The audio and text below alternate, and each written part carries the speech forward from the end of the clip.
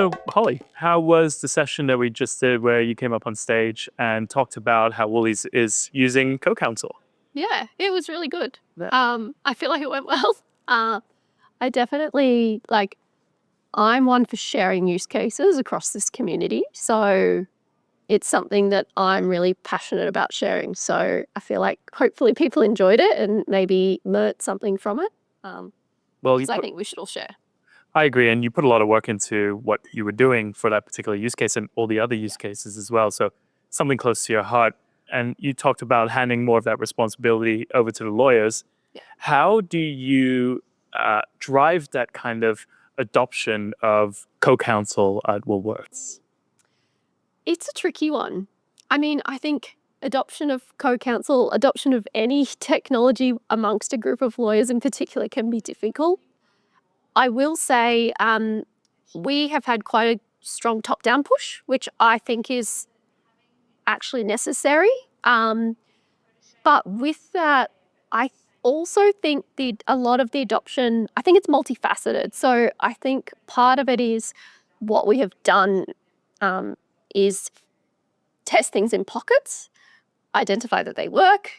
Other people in the team see that, they're really interested, they want to know how they can do it. So I think a lot of adoption gets driven through use cases and sharing that experience. Word of mouth. Word of mouth, absolutely. People get FOMO. Yeah. It's what happens. I think it's driven also partially through spending time with people, understanding if they're not using it. So I periodically check our usage analytics and I'm a little bit cutthroat in some ways, but, I sort of identify people that haven't, logged on in the last month, for example, and reach out to them. But it's more of in a way of sort of can we sit down together and work through, what your day-to-day looks like? Is there anything stopping you from using it? Trying to work through those things before perhaps we might reallocate a license. So I think it's really multifaceted, but I do definitely think demonstrating real use is the best way. And I've certainly of late, in the past couple of months, had some of those non-adopters turn into adopters who are, messaging me on the side being like, please don't take my license off me, it's so great.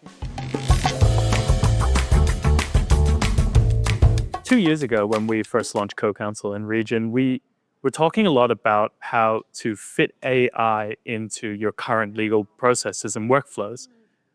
2 years later, we come to now, we've found that actually it's the other way around. You need to retrofit your workflows and processes to really fit into the AI. At least that's what I'm seeing in the industry. Is that something that you felt?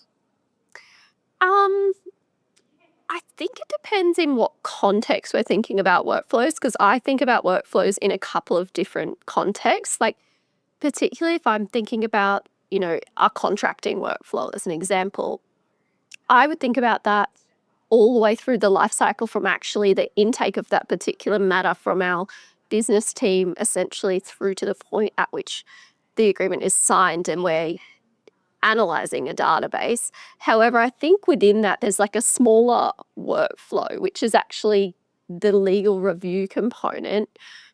And in that component, I definitely think what you said is true. So I think what we've learned through a lot of our testing is, whilst AI is fantastic, it does still have its limitations.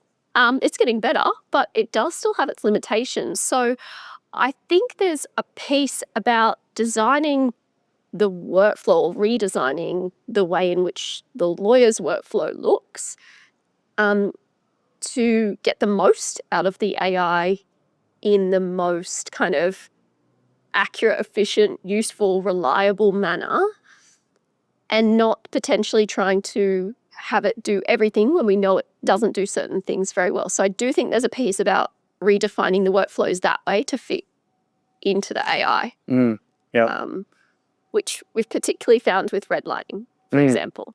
I think you have to test it, understand its strengths and weaknesses for a specific task, and then really think about how you could do that task differently to still gain some efficiency rather than just thinking, oh no, it doesn't work.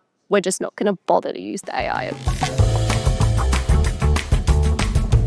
Let's finish with a kind of lighthearted question. What do you think your favorite feature of CoCounsel is? Ooh, that's a tricky one. I mean, review docs is like, I know it's probably such a common answer, but I know it is the most used skill. And I think it is the most used skill for a reason. The process that I just demonstrated, which I think is one that adds significant value, is a review docs task. I think for me, the things that I've seen create the most value so far are those real analytical tasks, which essentially is that. So it's review docs for me. That's my favorite one as well. So we're in alignment there.